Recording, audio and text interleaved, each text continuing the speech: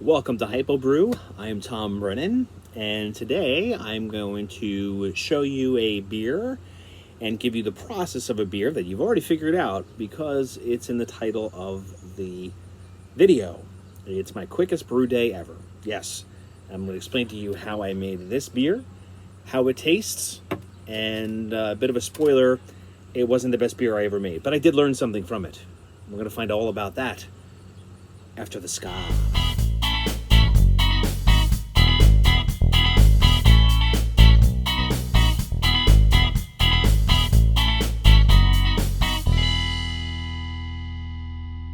I'll tell you about the genesis of how this all kind of came about. I try to find cheap ingredients and kits online, and so I found an ingredient kit. I'm not going to tell you where from, just because, you know, why bother?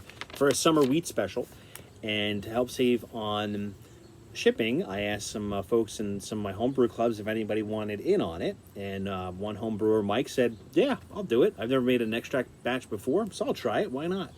So we picked up two. I got one, he got the other. And what I decided to do, since I was going to be tasting his beer anyway, I figured I would do a very short brew day. In total, my brew day was an hour and 8 minutes. I did a 30-minute mash, I did a 15-minute boil, and I did no chill.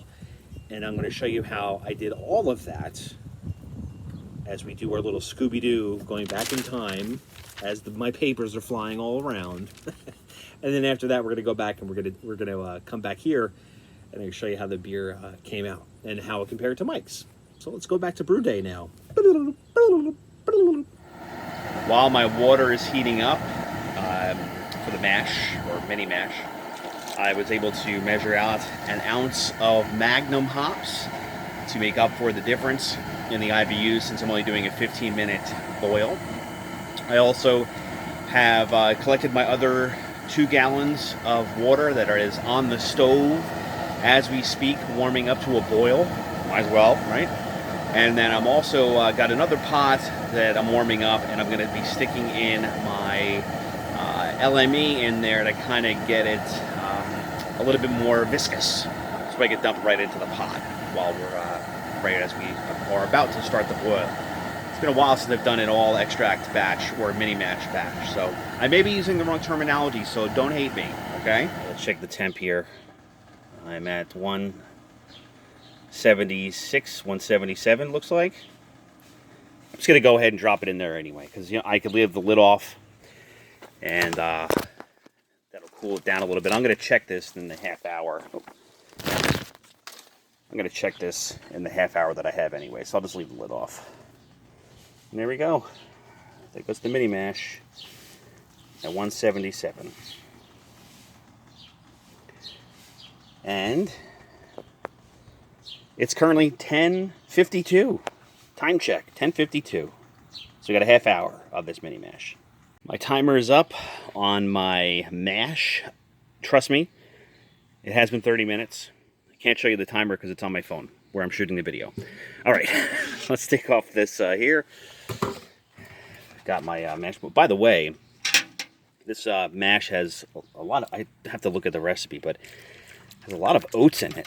And let me tell you something, it smelled awesome. It smells like oatmeal. It's good stuff.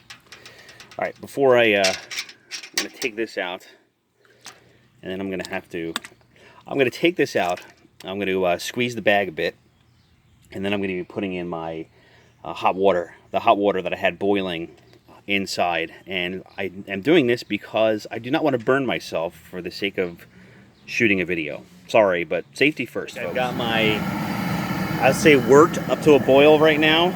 I'm going to add the fermentables again, turning the phone off. Actually, first I'm going to cut the heat, then add the fermentables.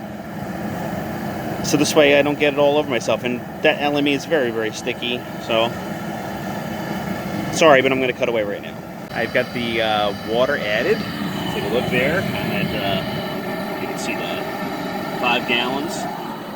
Once that gets up to a boil, I'm going to add my LME as per instructions. We're going to deviate a little bit from those instructions, but yeah,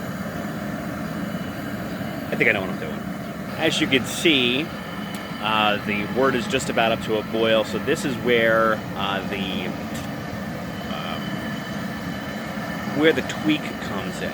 So the recipe calls for a 60-minute boil of cluster, and that gets you to about 14 or 15 and change IBUs. I'm eyeing the wort. I don't want it to, or the boil. I don't want it to overflow on me. That would be a bad day then.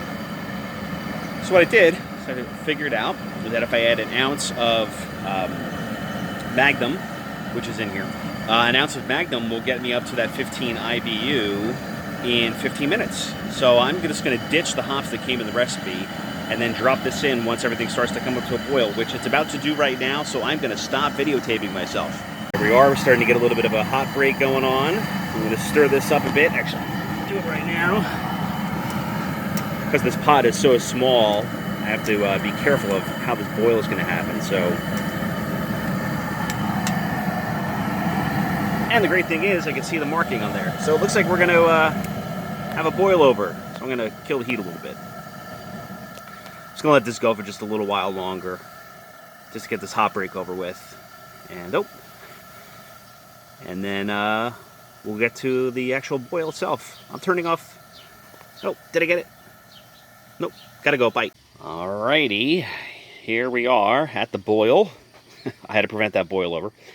Here's my ounce of Magnum, and let's start our timer for 15 minutes. You know, aside from adding the ounce of Magnum as opposed to the half ounce of cluster at 60 and doing the Magnum at 15, the other thing that makes this a quick brew day is also my Chapman Universal Fermenter. So what this enables me to do is brew an extract batch. All I have to do at that point is toss the lid on it. I'm not going to chill it. I'm going to do a no chill, so I'll put this to the side. I'll put it in my fermentation chamber.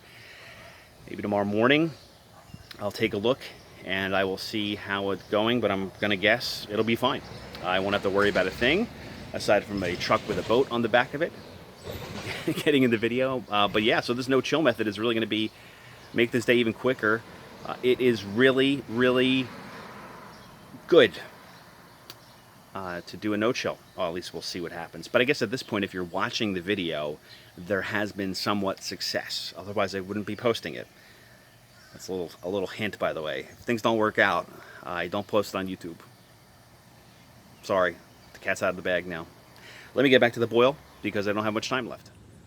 So yeah, pretty uneventful brew day, but it was short. As I mentioned before, I started at about 8:35 when I started collecting my water. I wound up finishing, and the end of my boil was at 11:46. 11:46? Something like that. So it was an hour and 8 minutes. Threw in the fermenter, and there you go. You saw all of that. So I don't know why I'm recapping it for you. All right, so now we're going to fast forward mentally, not on video here, to my homebrew club meeting that we had a couple days ago now. And so tasted Mike's beer, his wheat beer. It looked much like this beer looks like. His beer had a really great citrus note to it. It would be a great base beer it's good on its own, but would be a great base beer to add fruit to, maybe like blueberry or something like that, because it was very much a wheat beer, very drinkable. And then so we all tried this beer afterwards, and so still, even weeks after I kegged it, the only thing you taste is bitterness. I think some of the guys in my club were a little kind by saying it tasted like grapefruit. I think they were just trying to be kind to me, but all I taste is bitterness. Thing happened, quick cut. Boop, boop, boop, boop.